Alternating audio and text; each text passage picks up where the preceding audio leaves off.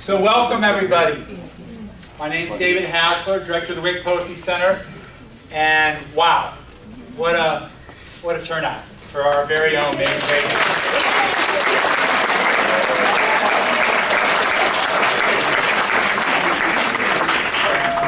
Our very own kitchen table poet. I want to extend a warm welcome to, and a special welcome to Maj's mother, Bee, who has come tonight, and we're thrilled to have you. And I want to thank Bee for bringing Maj into this world and filling him up with your love. Thank you.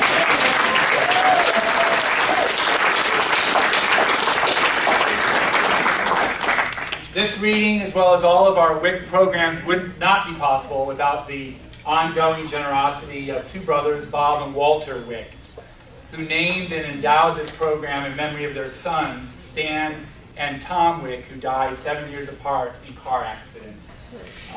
So thank you to Bob and Walter and the entire Wick family. We're also grateful to the Ohio Arts Council for their generosity and support as well. We have one more reading this semester in collaboration with the Black United Students in Luna Negra, a very special event in Oscar Ritchie Hall Community Theater. It's a poetry slam, and it's next Thursday at 7 p.m. All are welcome, and there's an open mic afterwards, so come out to that. It's a deep personal joy and a joy for the Wick Center in Kent State to have Maj here tonight to celebrate him and his poetry.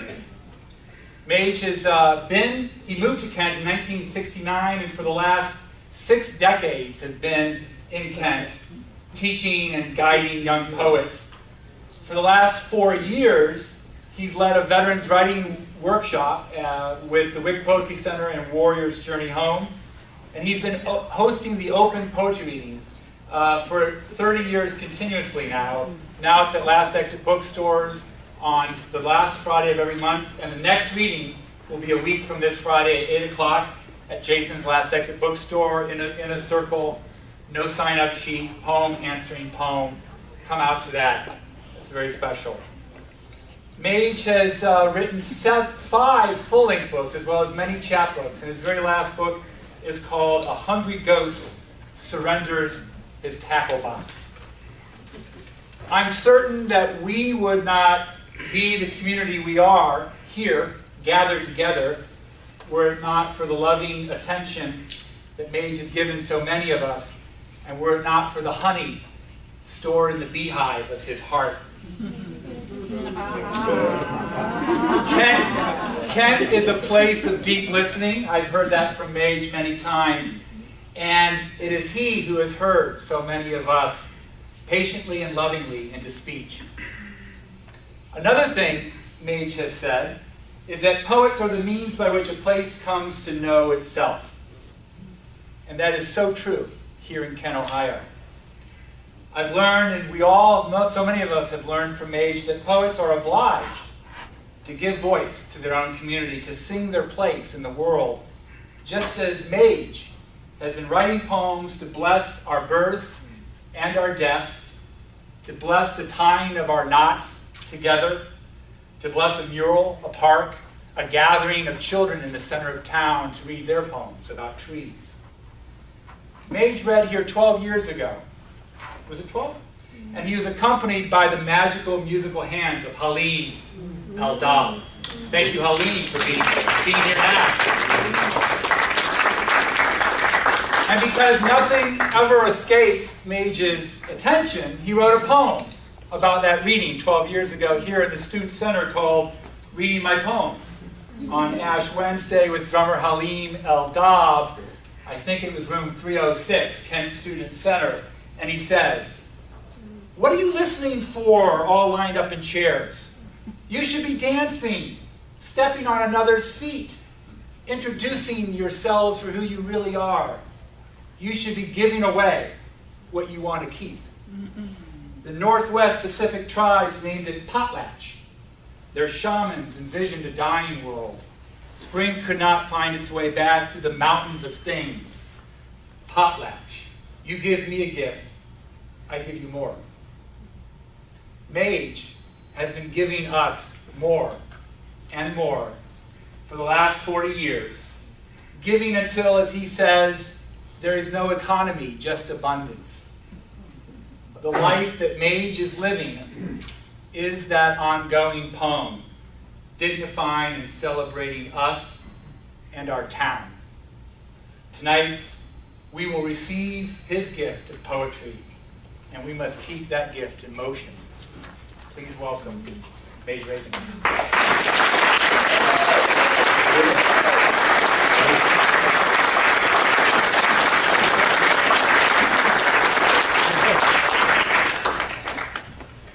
My. David, you wrote your own poem.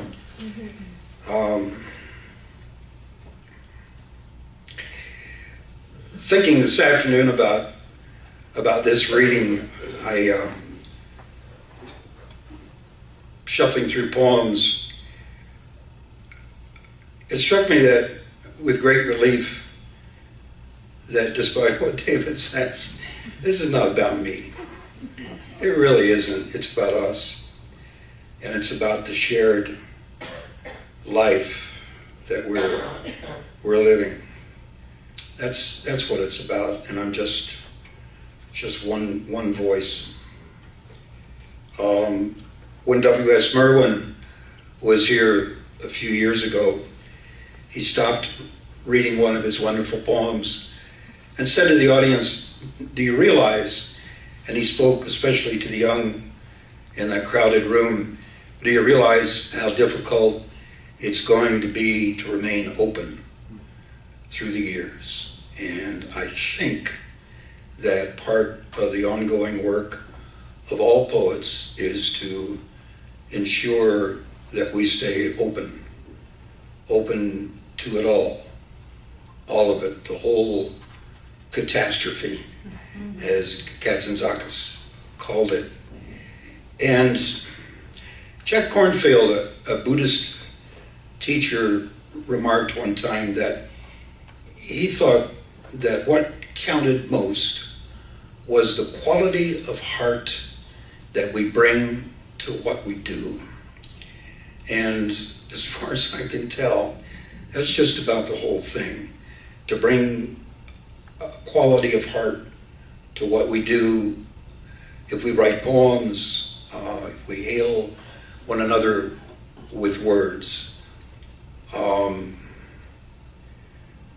look in our hearts and find the best that we can do and find the words. And so poems. A list of things to do around the house this winter. Find my own way to belong to this world. Drown in what I do every day. Befriend old grief, then help it die. Pick the lock on my rib cage and keep it open. Swallow hard and piss a rainbow of beautiful rust. Remember to make my bed with the hopeful. Give up my breath to the moon, to the river, to the men who sleep in their clothes, to the women who wash their dishes in tears and whisper the trail home. Learn to cut stone with my tongue. Learn to do my own joy down to the bone. Become the wild, sweet freedom for which I yearn. Seek out the homely mother of beautiful blood who dances with the cold half moon. And remember not to leave this world without ceremony. Remember to look toward the sun after it is gone, to cry out when there is no one to listen. A hungry ghost surrenders his tackle box, and that book of poetry is the only one in the country titled that. I'm sure. My friend Bill Hupp leaves this week Zen Mountain Monastery, his new home, nestled in the Catskills. Bill must surrender his things before he can give himself away, cut his ties to the world, his gray house on Longcoy Street, his green Ford Taurus, his whole bachelor's kit and caboodle. He must now trust the Sangha, the community with which he will train to live the Four Noble Truths, to put an end to craving, to dig through the compost heap of his suffering and cart it away. This rainy March afternoon, Bill lays down his burdens at my house. I am to find solace in attachment to what he must renounce. A 2-foot stack of tricycle magazines, the Buddhist Review, thousands of bent word keys to the Pure Land, how to shoe the wind horse, how to jumpstart the Dharma in your neighborhood. He hands me a sheaf of his own pissed off, gotta bless you anyway poems, fuel for his heart's fire, and Bill Hupp drags up the driveway a rolled up inflatable rubber raft, a 10-footer, heavy duty, Lake Erie tested with red oars and a handy foot pump. 300 steps should do it. And Bill gives me his tackle box. I never heard of a man surrendering his tackle box short of the deathbed. But fishing is an attachment which he must sever. Otherwise, he'll remain a hungry ghost, hiding a can of worms, sneaking out of sashimi to fish the monastery pond. I accept his gift because I must, a big multiple drawer, plain old box stuffed with plastic worms, crusty jars of pork rinds, jointed minnows, silver bucktail spoons. I open it once, then consign it to the basement. Belongings, the little one-word book of law. We must be our longings, belongings. I don't know another path. And Bill Hupp, don't you forget to come back for what you belong to. Don't leave it here with me. Rubber raft, tackle box, words, the rest of this stuff, which, as the Buddhists teach, are phenomena that rise and set only in the mind. And he has not come back. I don't think he's coming. Getting a haircut in Standing Rock Cemetery as summer goes away, 6:22 p.m., September the 12th. My wife Lou and I rolled down through the cemetery to the Cuyahoga River, the paved road leading to the great rock standing midstream. Recently, new graves have begun to appear in the open grassy field, tombstone toadstools, new dirt. We pass a yesterday's grave, white wicker flower baskets overturned on the mound, fresh blush of gladiolus. I like the wheels of the chair at the river's edge, its clear waters cut around the base of Standing Rock. Lou moves behind me and begins to snip. I close my eyes and lean back. She straightens me with a firm hand. Snip, snip. I wish to be pruned for the new season. Hold still, she says. The locks of gray find their way to the grass. I tell her if a witch finds these cuttings of hair, I'm in trouble. Do you think there are any witches around here, she asks. I don't know. 5 more minutes and fall arrives. Lou, let's be quiet and see if we can feel the earth tilt at that moment. And at 6:22, the breeze stops as if between breaths. Then it stirs. It is fall. Hold still, she says. Just a little more. And I say, Lou, look at the light on the river near the rock.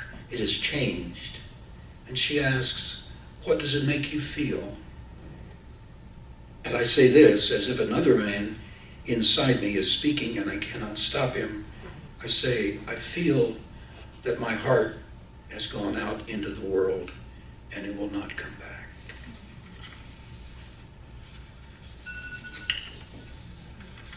Lament for Stella Gibson. In the 70s, 73 through 1980, I worked at a little radio station in southeastern Illinois at $2 an hour. It was the only work I could find. And I got lots of phone calls at night. And I mean lots. And all the God's children. But there was one special caller. This is for her, called Lament for Stella Gibson. The 1970s in southeastern Illinois were recession times. The oil fields had dried up. The Roadmaster bicycle factory had broken the union, gone bottom dollar. J.C. Penney and Western Auto had shuttered their doors. The Walmart Cathedral of Tomorrow was on the drawing board still. Its gridded parking lot acres still fields of soybeans. Lots of folks in Olney, my hometown, signed up down on Boone Street, the unemployment office. They'd say, "Where are you working now?" "I'm working on Boone Street." The only work I could find was at the local radio station, $2 an hour. Newsman, music man, trash man, third-class radio engineer, on the air from 6 till 11 every night. Just me and the 3 blinking red lights on the tower. The music playlist was soft, contemporary, middle-of-the-road, bonehead oatmeal for the ear. Sundown come, and the phone would begin to ring. Requests, complaints, questions, rants, offers of love. I got calls from pissed off, hormone-humped teenagers who demanded Black Sabbath heavy metal or else. I heard from warehouse, forklift, truck drivers craving Elvis. And I always got a call from Joe Smith, the coin-collecting barber, who never told me the same gorilla joke twice. And I'd hear from a waitress at the Red Rooster truck stop just up the way who couldn't make it through the night without a Kenny Rogers love song. And I'd hear from half-in-the-bag housewives who wanted their hearts jump-started by Barry Manilow. And every night, I get a phone call or two from Stella Gibson. I'd say, "Hello, this is WVLN, WSCI FM." And she'd say, "Hello, honey. I couldn't live without you playing this music, keeping me company, talking to me in the dark." Stella was in her late 70s, long-time blind, living alone in a poor neighborhood dubbed Goose Nibble, nobody knew why, down by the Baltimore and Ohio tracks. One night after the sign-off news, and I shut down the transmitter at 11:15, phone rang one more time. It was Stella, and she said, "Honey, I am lonesome tonight. I sure could use a cold beer and some company." "What kind of beer you like, Stella?" "I like them tall boys, nice and cold." Well, an hour later, I knocked on her screen door down in Goose Nibble, and Stella appeared in a flowered housecoat, hair tied back with a scarf, small shoulders. She said, "I want to see what you look like." And she took my face in her hands, thumbs along cheekbones and brow, down the nose, lips, chin, dimple. And when she had me in her head, she led me to her kitchen table where we split the six-pack as she told me stories about her cats, her dead husbands, her no-good hillbilly neighbors, and her rag rug business.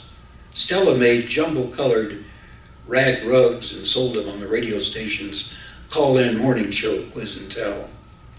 After her third beer, she loaded me down with 5 rugs and kissed me a midnight goodbye, a quick little squeegee spank at the corner of the mouth. And she said, "Honey, don't you be expecting to come around here every night."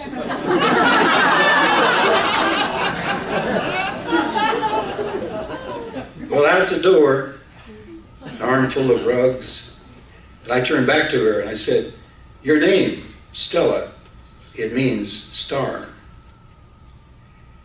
I never saw her again, though a couple of times I did leave a six-pack with Pabst Blue Ribbon on her doorstep. I quit the ghost voice business that November, packed my old Chevy Impala oil burner, and wandered east, following rivers, sleeping in truck stop lots. A few years later, a hometown fella told me that Stella Gibson had passed on. And he said, you know, she didn't make those rugs. They come from Guatemala. She had them shipped down from Chicago. I know that guy. He doesn't believe in much. Stella Gibson is in her dark kitchen tonight, sipping the foam of a tall boy, singing along with the radio.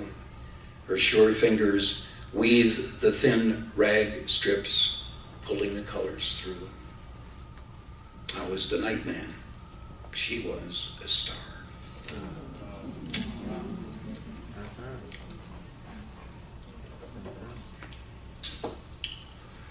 On the road to Mandalay.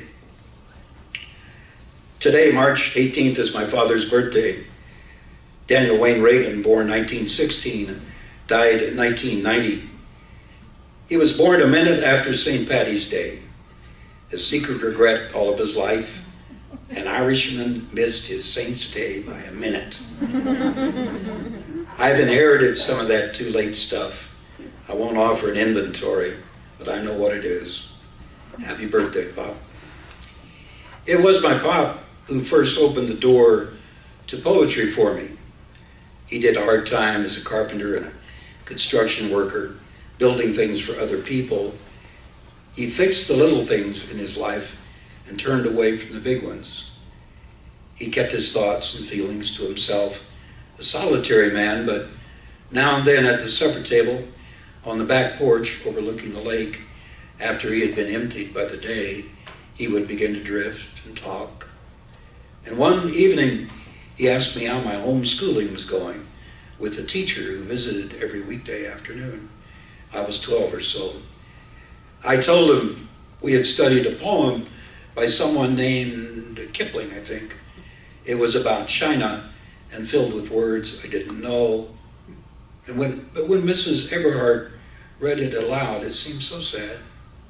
Dad said, Rudyard Kipling.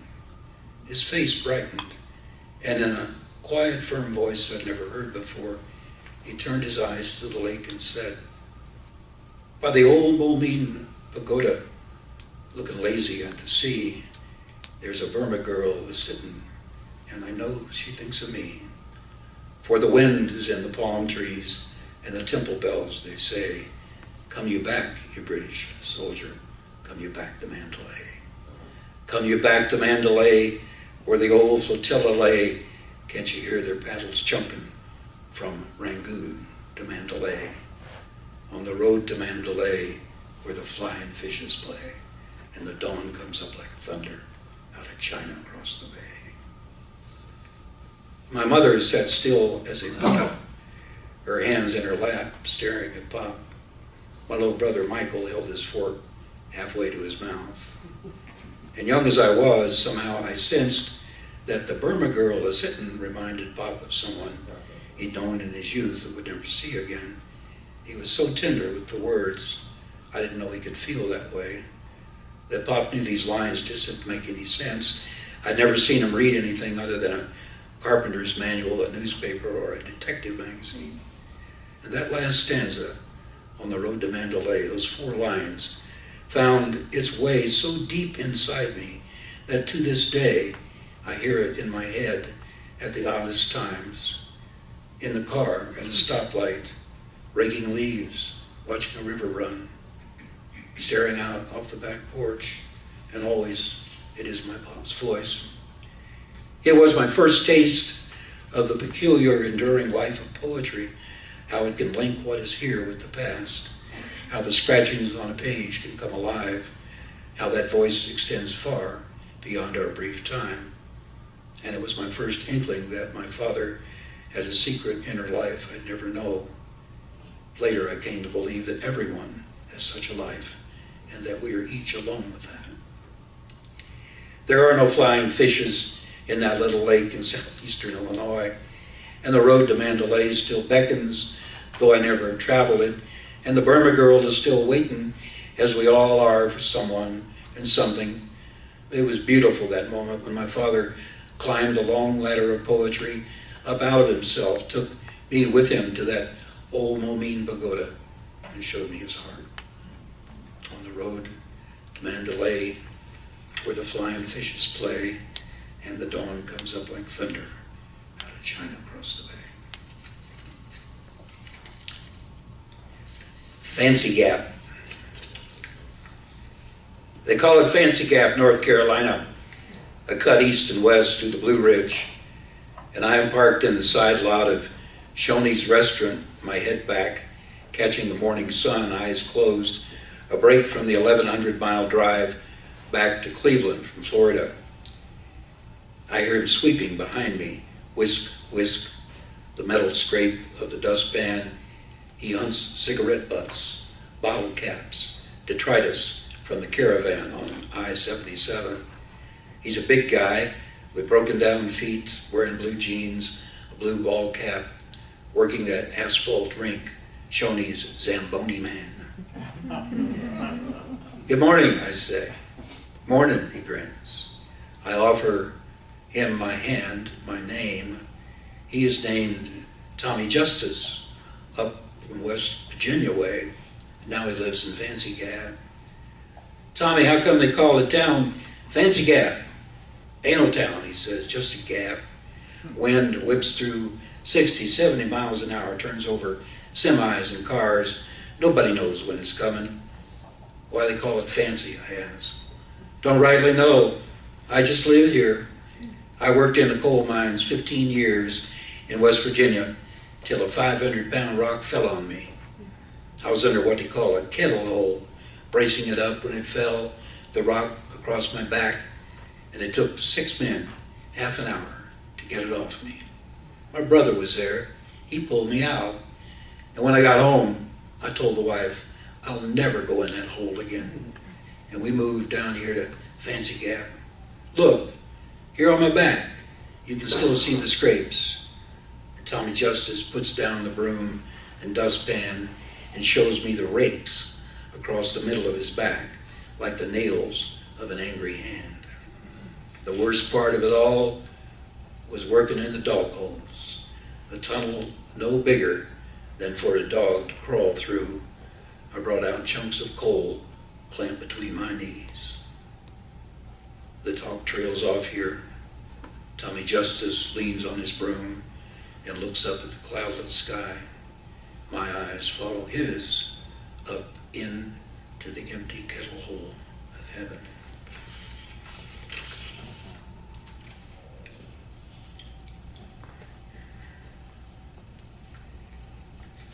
I've been trying to get ready for this winter by reading Anton Chekhov's short stories again, their beautiful tenderness, their puzzlement over what it means to be human. I bought a portable collection of Chekhov stories at Last Exit Books here in Kent for $2.50 used. What does it mean that a book is used and worth less than a new one? Are some of the words lost or worn out? A teenaged LeBron James signed a contract with Nike for $90 million, and I can buy the sweet fruit of Chekhov's genius for $2.50. How do we assign such values to things? My poet friend Mac Lajowski phoned me last year from Moscow, his drunken heart lifting off from California and dragging him halfway across the world. When he sobered up, he was in Moscow. I asked him to search for Anton Chekhov's grave, to thank him for me. And Mac found it amidst the pomp of the military and politicians. Marble stallions reared, the dead mouths of cannons. Chekhov's grave is marked by a simple stone. Anton Pavlovich Chekhov, January 17th, 1860, July 2nd, 1904.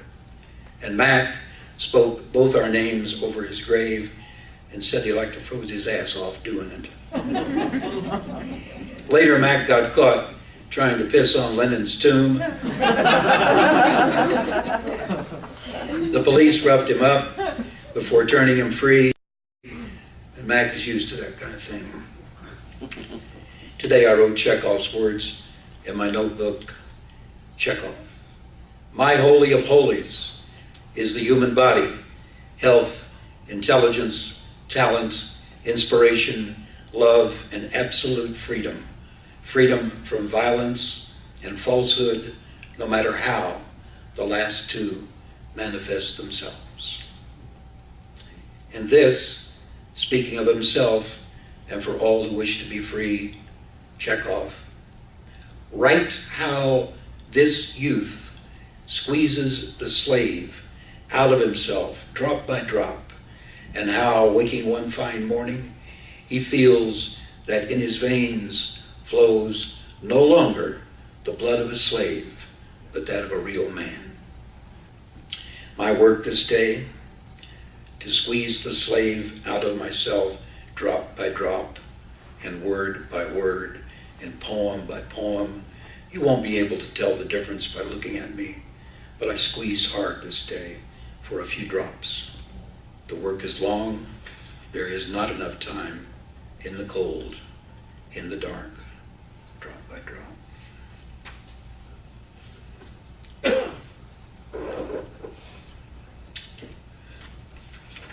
The comet leaves us behind.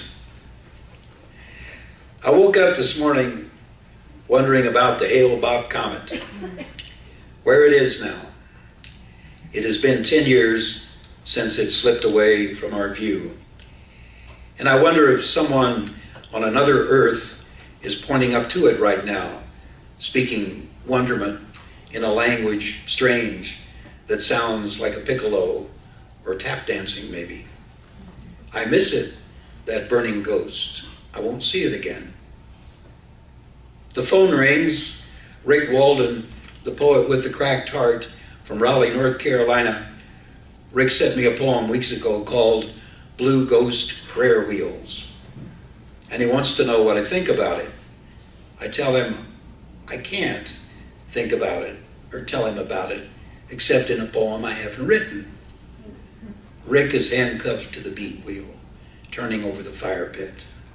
He is afraid, he tells me today, of becoming invisible to himself. And he wants to know whether I can still see him. He now shares a house with a 17-year-old cat named Shitty. We love her, he says. We had to take her to the vet. She's about done. She lives on kitty downers. I don't ask why anyone would name a cat Shitty, especially if you loved her. First, the gone, beyond going comet, then this old stone cat who has to live out her life with the name tag Shitty dangling from her scrawny neck. And I am stuck with them, both of them, caught in the gravitational field in my head. And add to this, my love, no other word for it, for that old skin and bones, old gray mare, who when I first met her was still held captive in a muddy pen the size of my living room down off Johnson Road here in Kent. I got her name from her owner, a bearded, disgruntled rascal who was repairing the barbed wire fence one afternoon when I came a-courting. Shalimar, he groused at me. Her name is Shalimar. She's 26 years old. My romance started one day when I pulled the car over to the shoulder and I clucked to her. She looked up and went back to grazing. The next day I called her by name, told her mine. Nothing. The half-eaten apple tossed over the fence did it. Now she likes me. After that, she'd come right up to me.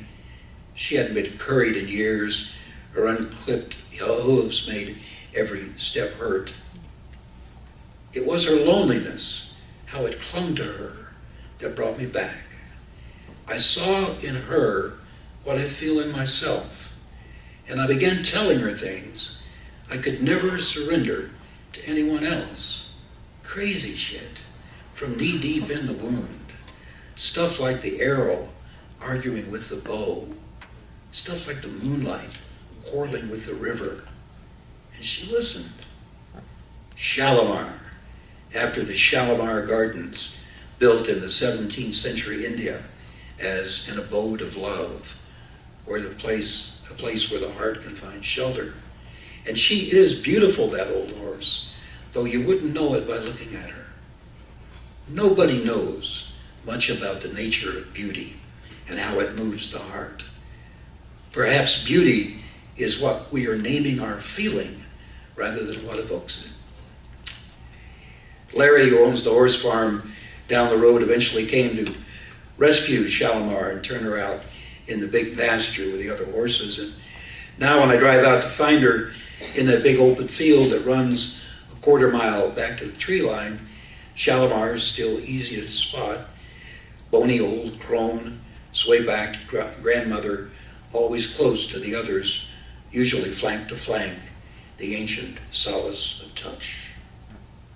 She doesn't come to the fence anymore, and though she can't hear me, I still talk to her about the ebbing tide in my body, the broken bellows of breath, the flight of the hours, my loving attachment to the broken things of the world, the deep ditch between us. Some days, I sing this song to her. Put your arms around me like a circle round the sun. Don't you do me, mama, like that easy rider done. 'Cause I'm stealing. Pretty mama, don't you tell on me. I'm stealing back to my same old used to be. The gone comet, 17-year-old cat named Shitty, and the beautiful crone Shalimar roaming around in my head. Sometimes there's no room for anything else or anybody. I believe the three of them know one another.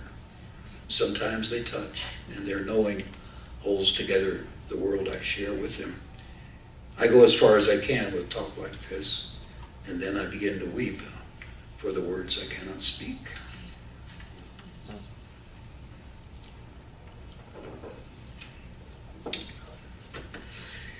I've worked on a series of letters inspired by Richard Hugo's 31 Letters and 13 Dreams. And I'm wandering around with these, and see there, I believe maybe 4 of these. The first is a letter to my great friend Ted Lyons. John Reeves and I drove over to the Akron Arrows baseball game last night.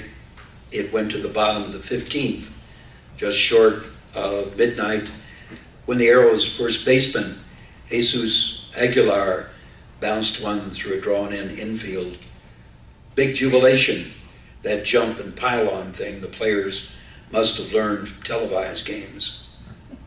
By then, there were about as many on the field and in the dugouts as in the stands. But the moment we came for, the one to keep alive up under your ribs, was the pitch just before the winning hit, a foul ball. John and I were sitting down the third base side of home plate, and I told John, as it began its downward arc, it's coming back to you. The ball bounced off the concrete below us, 20 feet or so straight back, a smaller bounce, another on the step, and it rolled right up to John's feet. I've known him maybe 30 years. It was a look I'd never seen before. Thickly veiled glee, maybe, or that the UFO that's been following me all these years has finally landed in the yard stare. He didn't give away much, but this is a stretch. But at that moment, I was certain that the egg filled with light cracked open inside John. And maybe he heard that voice that Ivan Ilyich writes about, how at a point of grace to which some few come, you hear a voice, not your own, saying, you are accepted. Accepted by and in the universe. Everywhere is suddenly home.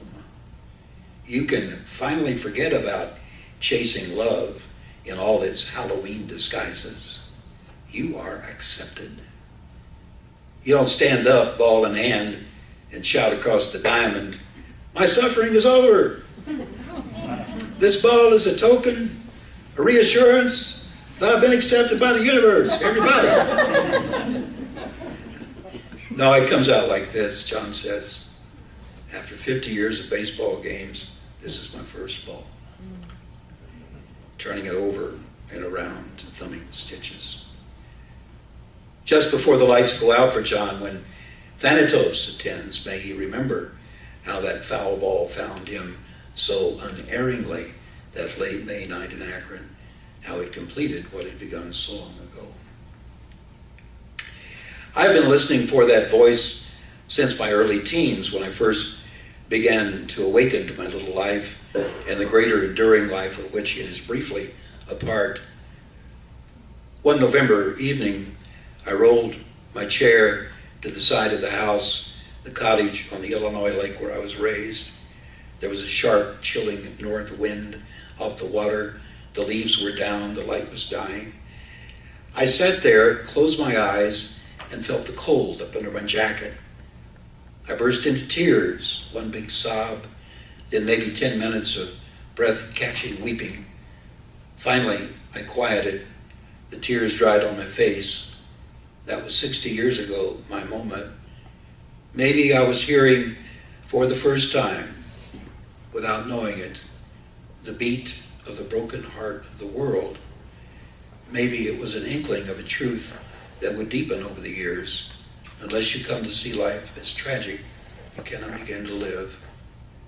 And it was the first time I admitted to my great abiding fear that I would not find love out in the world. And it makes no sense that that fear remains like a broken wishbone I cannot swallow. My life as I know it began in the fertile emptiness following that dam break of tears. I have accepted much. Now I still await the other voice, not mine, to say, you are accepted. That grace which no one can earn, the grace which finds us of its own necessity, the moment when the foul ball rolls up to my feet and declares itself fair.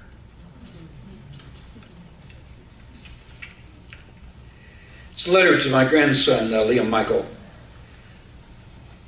Zen Buddhism, you told me you wanted to learn about it. I am sending you Taking the Path of Zen by Roshi Robert Aitken. Liam, it is a place to begin and a place to end. My beat-up copy I bought at Naropa Institute for Buddhist Studies, Boulder, Colorado, 1983, a week-long conference on Eastern and Western contemplative traditions, Trappist monks, Benedictine monks, Greek Orthodox priests, Carmelite nuns, Zen Buddhists, Tibetan Buddhists. That was the real Super Bowl for me. The weekend-long topic was compassion, how we can open that up inside ourselves and then act out of it in our daily lives. Compassion. An old Greek Orthodox teacher told me that the Greek root of the word denotes literally feeling the viscera of the other up to the wrists in the blood, guts, and heat of the life of another. Think about it, Liam, the next time you hear that word, compassion, bandied about. The leader of the week was the Tibetan master Chong Trungpa, the founder of Naropa. He didn't say a word all week. He just sat, listening with a fixed, bemused smile. And on the last day, after everyone had chewed the topic of compassion to tatters, a young woman turned to him and shyly asked, Master, what is compassion? Trungpa paused and in a soft voice said this: compassion is washing your clothes and drying your clothes and folding your clothes. A moment of murmur of confoundment rippled through the gathering. That's it. Is that anyone saying? What do you say? I think I get it, at least part of it. Compassion is something we do. Compassion with action doesn't mean much. So, Liam, I went back to the spare bedroom where I was staying with a Buddhist friend. I was driving back to Ohio the next day. I washed the sheets, I washed the covers, I washed the towels. Whatever I'd used, I dried them and folded them neatly, and I did it gratefully, with mindfulness, not daydreaming, but with attention not to myself, but to the task. I still fold my clothes each night before I go to bed, even if they're dirty, in gratitude for how they have served me, sheltered me, kept me warm. So, Liam, we make little camps of order surrounded by deep darkness. We build little paper boats and launch them into mountainous seas. It is the little things we do, Liam, that holds the big world together for one another. Remember that. The gathering that final day was held in a big stone church in downtown Boulder. All the dignitaries were lined up on the stage. Each spoke, summing up the final imprint. Most memorable for me was Sister Tessa Bilecki, a Carmelite nun, mid-30s, beautiful beyond all effacement, and ample shining. 50 feet away, she warmed my cheekbones. She offered this, which I wrote down as she spoke on the inside cover of my copy of Taking the Path of Zen. 10 guidelines for the path of Christian contemplation. 1, work with the plain stuff of day to day.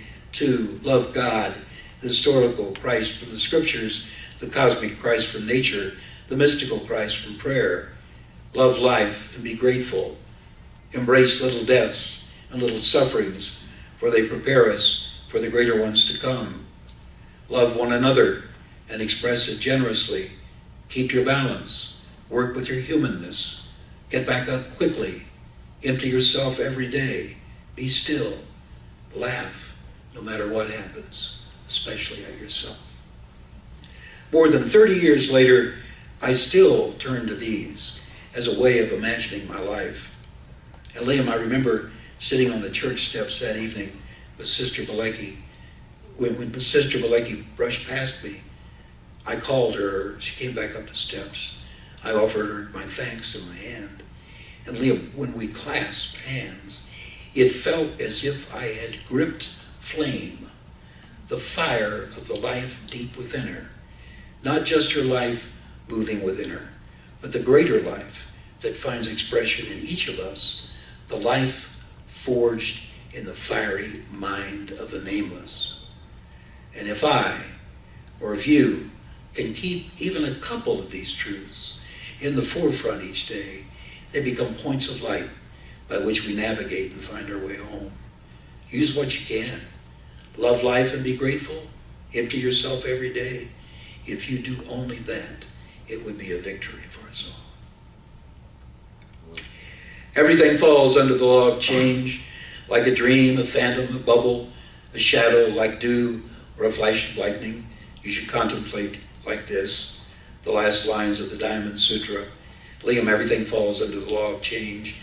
Never forget that, everything. Learn to live in accord with that. There's so many stories I want to share with you. So little time. I want to know your life, the real life, how it really is for you. I want you to know my life. And that is what this letter is all about, another beginning, and about the path we're on together, my grandson. The trail is narrowing for me. You're about to turn 19. I'll be 74 in a couple of days.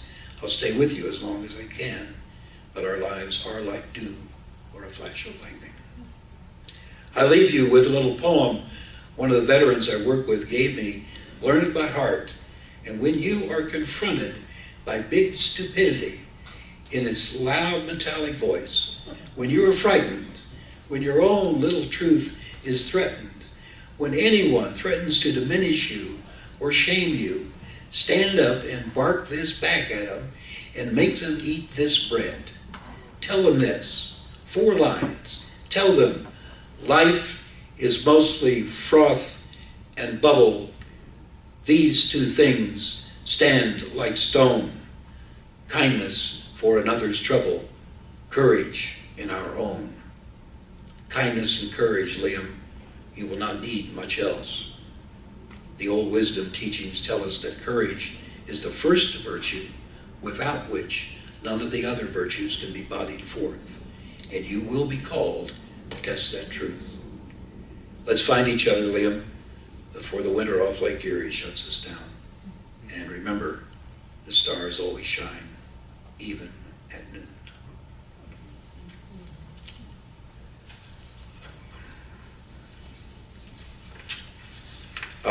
Poem for the veterans with whom I meet each week, gladly. And I've learned so much and have been humbled by the work. We sit in a circle and tell each other stories and listen to one another and share a life. This poem is for the veterans, called Living Room Yoga, Language of the Dog. My wife is practicing yoga in our living room. A bare-chested, beautiful man named Rodney Yee is directing her every move on the flat-screen TV.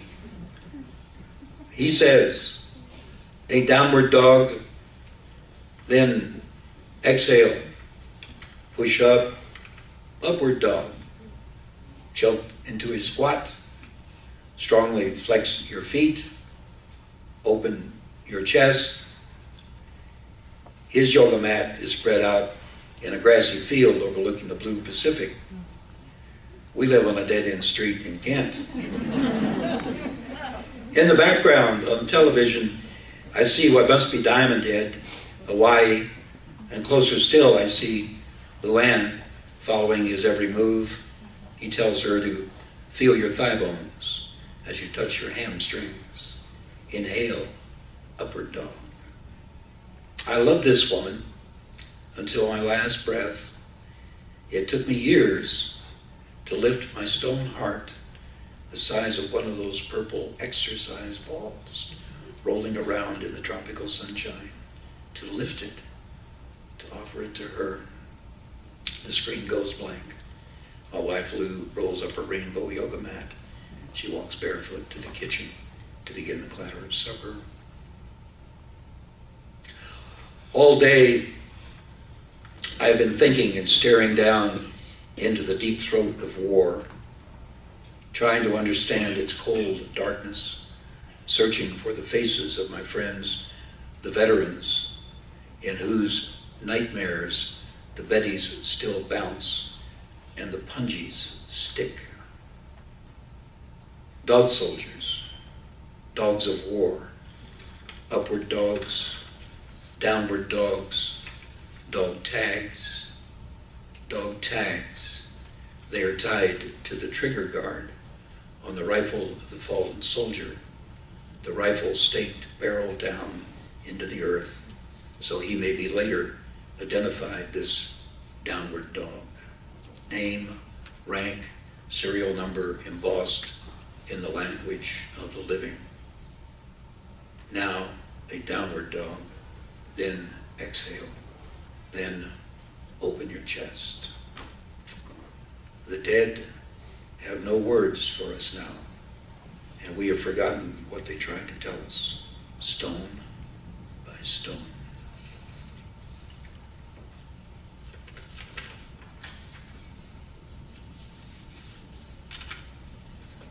Aline, do you want to come up and drum on your chest? Do you know this king? Yes. Aline Beldad?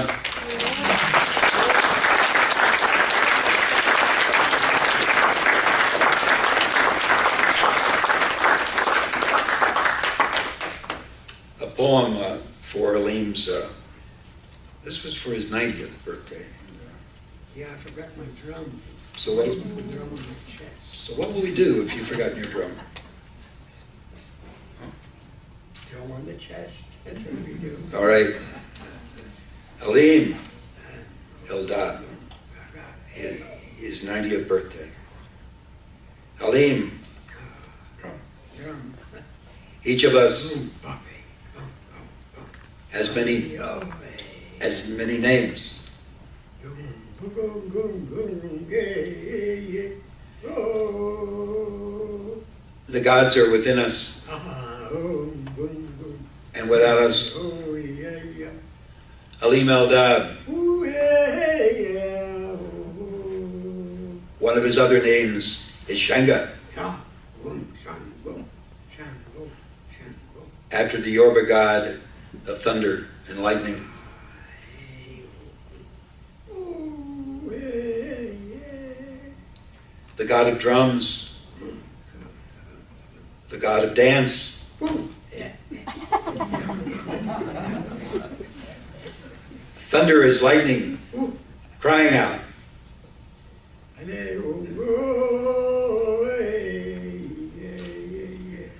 Lightning is the birth crown of thunder.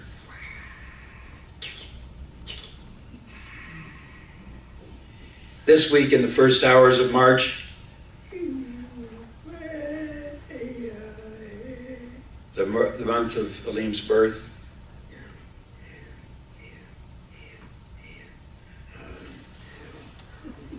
the month of our renewal,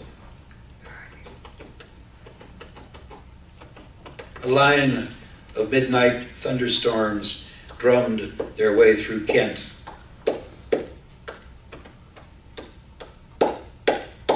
Thunderstorms, the quarrel of light and darkness, of heaven and earth. It was the big drum of Shango we heard, Oh, Shango, oh, yeah. the big drum of Alim.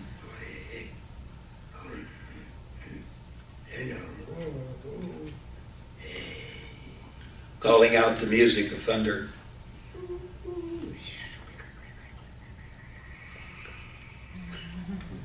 Shaking us from our sleep, calling us to the dance.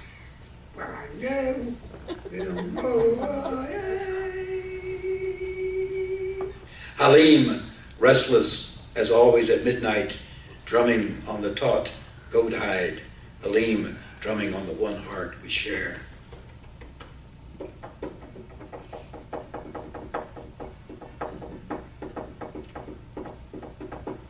In midlife, Halim was struck down by a lightning bolt thrown from the heavens. Oh, yeah, yeah. Ooh, why? A bolt thrown to remind him that he is forever a child of lightning, a child of thunder.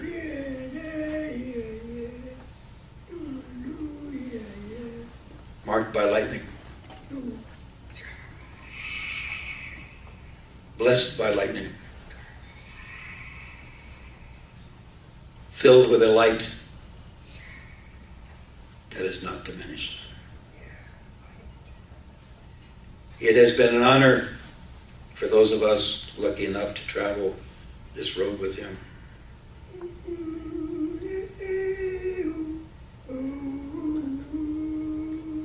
Let there be light. Let there be lightning.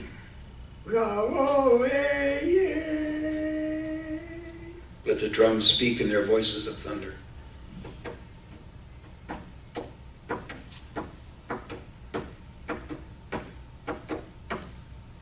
In celebration of Alim Eldad's 90th birthday, this day.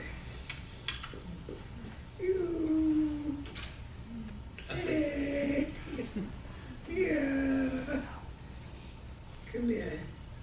Salute. What? Oh, what?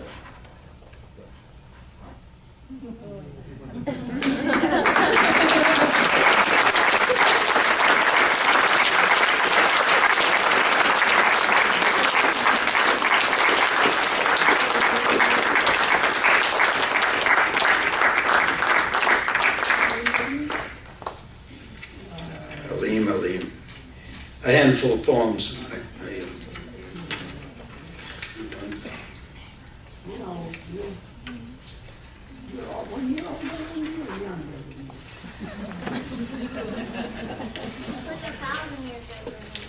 Oh, you're younger than me. Thank you. No, I'm older than you. Really? Eileen, thank you. A handful of poems and obligations. Kick off your straw sandals and stay, an homage to my wife Luann. Yesterday, after my wife Luann drove in from Ohio, 800 miles straight through to our summer cottage in Provincetown, Cape Cod, after she hauled a Honda full of belongings, a forest of dresses on hangers, red shoes, blue shoes, a window box fan, pillows and teapots, little green towels, 2 duffel bags, and a 10-speed bike. After she had inspected each drawer, moved the sofa to the east wall, moved the dining room table to the north, after she checked out the shower, after she inventoried the fridge, she sank down into the beige, overstuffed chair, kicked off her sandals, put her bare feet on the worn hassock, smiled and winked at me and said, "How do you like my blue toenails?" Well, girl, you knocked on the right door this time. I am the one to sing your toenails electric blue. They are a sky god's turquoise shimmering in a cold, high mountain stream. Mortal crackle, spring crackle of the robin's eggshell. They are the shade of a koala bear holding his breath all day, stoned on eucalyptus bud. They are the color of the last call of a drowned man's donuts. They are the blousy blue of the notes a drunken tuba dreams in. They are the 10-toed, 12-string blues of the delta, muddy waters up to my chin and rising. They are the color, that blue, of my father's eyes the last time I saw him. Little blue lamps, Krishna's hot eyes, light every slow step. Lead me up out of this darkness, this long night. Welcome home. Yes. This is for my daughter Meg. For my daughter Meg, graduating from Kent Roosevelt High School. Monarch butterflies find their way through days and nights and storms across the Gulf to winter, sleeping in the dark trees of Mexico. No map. They know where home is. Meg, in the years to come, look for your teachers. They will have come a long way to meet you. Maybe the teacher will be an old woman who talks to the wind, or a child who weeps and draws pictures in the dirt, or a beautiful young man, his face painted in colors you've never seen. The teacher may not be a person, but a storm that carries away your house, a blossoming dogwood that walks about while you sleep. Love and death are wondrous gifts. Few open them. Don't fail to open the gifts. Your actions are your only true belongings. Nothing else is yours. And Meg, be a love dog. Howl for what you love.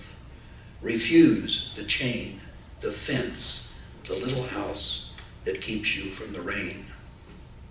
And Meg, you are a quick river in a green time, finding your way to a great sea that will call to you all your life. Never forget, you begin somewhere in the mountains, far to the north, where snow and sky join.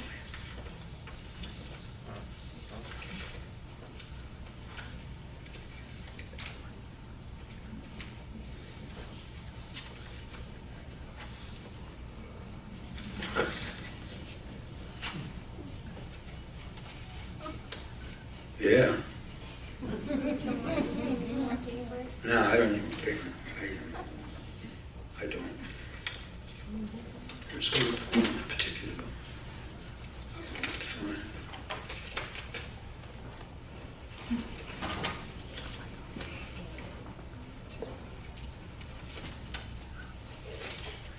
This is known as the Poet's Shuffle. Short, yeah, a couple more. This is a letter to my son, a short letter, to Sean Kelly Reagan.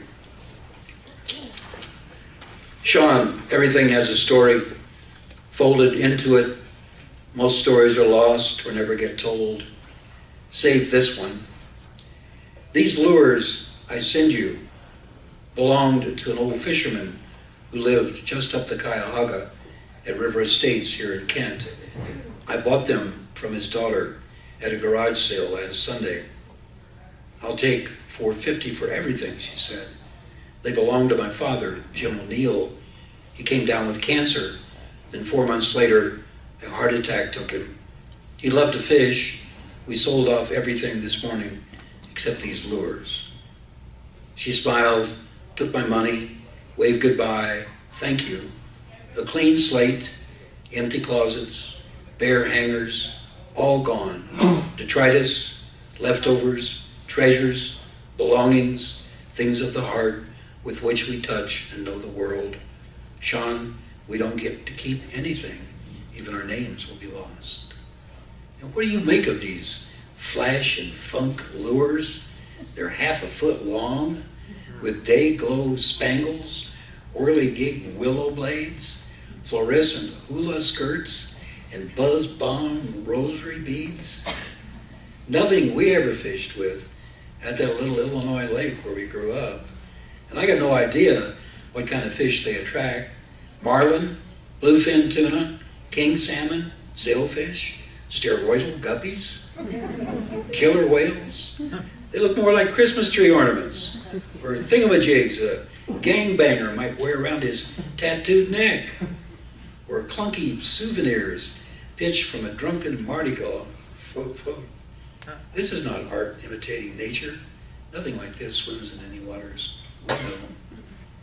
Sean, this is about Jim O'Neill, whose name I want you to remember. I never met him.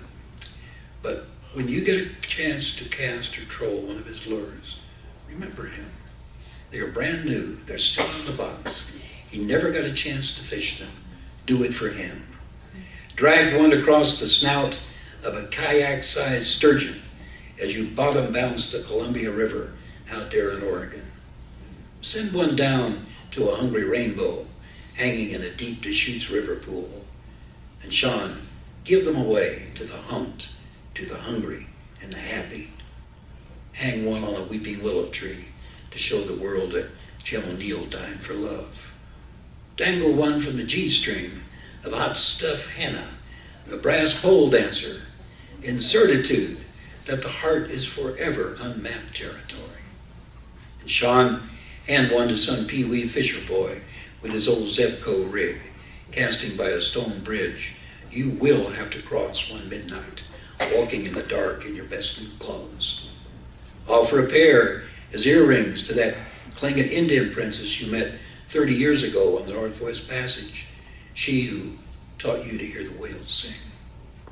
Fasten the necklace round Miss Butler as she keeps her solitary granite watch in Kent's Standing Rock Cemetery. Clip one to your belt loop as you step up to that broken-hearted craps table on your next swing through Vegas. Sean, drop one in the offering plate at church when it's passed down your row. Clank and bang. Let God know you're there. And when you are down to your last lure, stand tall in the boat and throw it as far as you can out into the deep to which all things return. Do it for yourself. Do it for me. Do it for Jim O'Neill. And let's make a place for him in the small boat you and I share, headed for that far shore. And last poem for my mother, who has come, and quite an outing for you, and I'm so glad you're here. She turned 90 a little while ago, and I wrote her a poem. I wrote her a poem because we had a party at the house, and cake and candles and flowers, and there was one last rose in the blooming. It was kind of a mild December, and so this for my mother, Beatrice Summers, on her 90th birthday. The first hard freeze comes tonight, December the 5th, the evening of your 90th birthday. We have cut the last of the roses and set them in little vases, asking them to stay a while longer. Never have they bloomed this late into the season. The hardiest of the dozens of roses around our house is the tamara, a pale pink blossom that has refused to wilt in the frosts, refused to break in the winds or yield to blight. Its fragrance is celestial vanilla painted with honey hammered ginger. In another time, you might have been named Tamara. You have stayed late with us, Mom. The days grow short. The snow will come soon. You remain, as I've always known you, to bloom in a world broken yet whole, to bloom in the pale sunlight of late fall, to bloom wherever you find yourself planted, my dear mother, my December rose.